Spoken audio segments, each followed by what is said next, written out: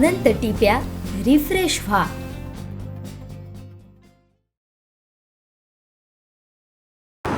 खरं तर 16 फेब्रुवारी यावेळी आम्ही धरणं आंदोलन केलेलं तालुक्यामध्ये.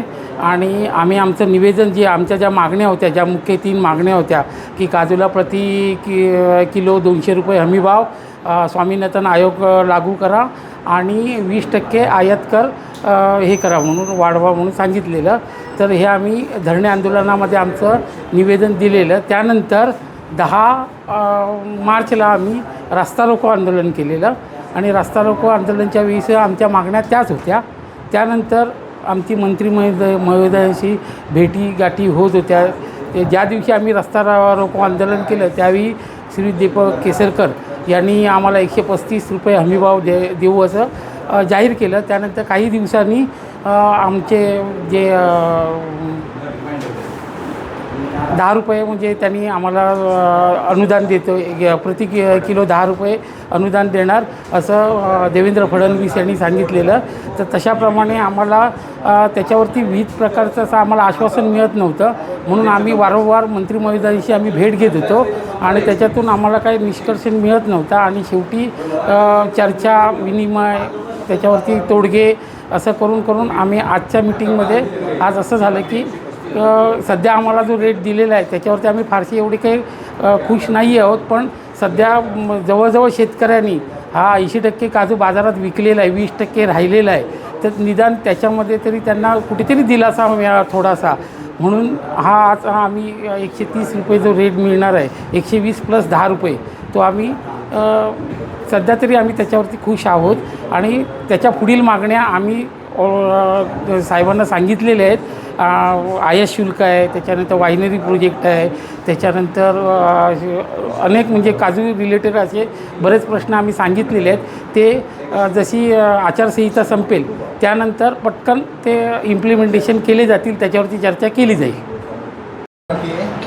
20 जानेवारीपासून सिंधुदुर्ग शेतकरी आणि फळ बागायतदार संघाने आणि इतर शेतकरी संघटनाने हा लढा चालू केला. आणि आज 6-7 मीटिंग्स झाल्यानंतर दीपकबाईंनी इथे या ठिकाणी कारखानदारांना आणि आमच्या शेतकरी संघटनांना बोलून समाधानकारक यंदाच्या वर्षापुरती एक चांगला त्यांनी निर्णय घेतला की ज्या मार्केटमध्ये काजू खरेदी आहे ती 5 रुपयाने लोकल काजू आणि हायग्रेडची जी काजू जी मार्केटमध्ये 115ने काजू खरेदी होते ती 120ने काजू खरेदी होईल आणि गव्हर्नमेंटचे 10 रुपये मिळतील. म्हणजे अशा प्रकारे शेतकऱ्याला 130 रुपयेपर्यंत किलोप्रमाणे काजू मिळतील. आणि आम्ही फक्त हे यंदाच्या वर्षापुरतं मान्य केलेलं आहे. आणि अनेक इतर मागण्या मान्य केल्यामुळे आमचं लक्ष तिकडे झालेलं की गोवा गव्हर्नमेंट फक्त 2 टन म्हणजे 20 क्विंटल काजू घेणार आहे, परंतु इथे त्यांनी 2 टनचा निकष काढून टाकण्याचा त्यांचा प्रयत्न आहे. पुढच्या अधिवेशनामध्ये 2 टनचा निकष काढून अनलिमिटेड काजू म्हणजे एखाद्या शेतकऱ्याच्या जर 40-50 क्विंटल जर काजू होत असतील तर त्या प्रकारची काजू खरेदी गव्हर्नमेंटकडनं पुढच्या वर्षी होणार आहे. आणि दुसरा महत्त्वाचा गोष्ट की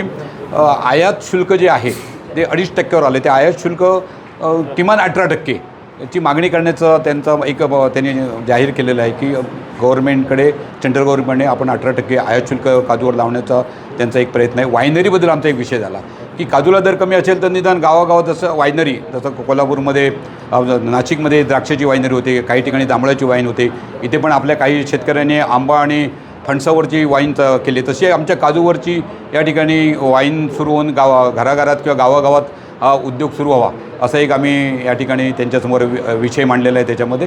आणि अतिशय चांगल्या प्रकारे सामोपचाराने म्हणजे आम्ही 135 हा दर लावून बसलो होतो, कारण शासनाकडून दीपकभाईंनी तो दर मंजूर केला होता.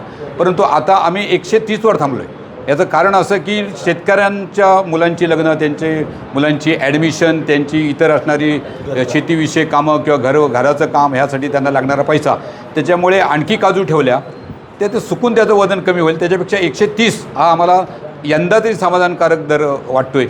आणि म्हणून आम्ही या ठिकाणी ह्या बाबतीत यंदाच्या वर्षी खुश आहोत. आमची मूळ मागणी अशी होती की स्वामीनाथन आयोगाप्रमाणे आम्हाला 197 रुपये म्हणजे 200 रुपयाची आमची मागणी होती. आणि स्वामीनाथन आयोगाच्या शिफारशीप्रमाणे त्यांनी देणं आवश्यक होतं. आणि 200 रुपयाची आम्ही मागणी केल्यानंतर अनेक आंदोलनं झाल्यानंतर आज आम्ही सनदशीर मार्गाने गेलो, त्याच्यामध्ये मंत्र्यांना भेटलो, लोकप्रतिनिधींना भेटलो, निवेदनं दिली, धरणे आंदोलनं झाली, रस्ता रोको झालं. लोकप्रतिनिधींशी अनेक प्रकारच्या आमच्या मीटिंग झाल्या आणि आज त्याचं फलित म्हणजे त्या मागण्यांप्रमाणे आम्ही 135 म्हणजे शेतकऱ्यांचा जो खर्च आहे तो फक्त याच्यात खर्च सुटणार आहे, शेतकरी प्रॉफिटमध्ये नाही. परंतु आमची ही लढाई चालू राहणार आहे. येत्या पावसाळी अधिवेशनामध्ये किंवा हे सरकार बदलल्यानंतर आमच्या मागण्या मान्य होतील अशी आमची त्यांच्याकडनं एक अपेक्षा आहे. शेतकरी कारखानदार सगळी त्यांना माहिती आहे की कुठला माल 120ला करतो हे शेतकऱ्यांना माहिती आहे आणि कारखानदारांना माहिती आहे. जो माल सध्या 115 रुपयाने विकला जातो मार्केटमध्ये तोच माल 120 रुपयाने आणि जो 110ने खपला जातो तो कुठला माल आहे हा शेतकऱ्यांना माहिती आहे. यंदाच्या वर्षी पुरतं तोडगा सीझन संपत आलाय. तोडगा आहे आणि दुसरं आहे की शासनाकडून 10 रुपये मिळत असल्यामुळे हा मान्य केलेला आहे. परंतु पुढच्या वर्षी सरकारकडून मिनिमम भाव मिळत असल्यामुळे मार्केट वरचं राहील याची आम्हाला खात्री आहे आणि आम्ही केंद्र शासनाकडे मागणी करतो की त्यांनी जो 2.5% काजूच्या इम्पोर्टची ड्युटी दिलेली आहे ती पूर्ववत 18% करावी ही आम्ही त्यांच्याकडे मागणी करू. ते आचारसंहिता संपल्यानंतर आम्ही मागणी करू, आता आम्ही मागणी करणार. आमचे दिवसभरातले सर्व अपडेट्स, ताज्या घडामोडी आणि थेट लाईव्ह पाहण्यासाठी सबस्क्राईब करा, लाईक करा कोकणचं नंबर 1 महा चॅनल कोकण 7 लाईव्हचं YouTube चॅनल.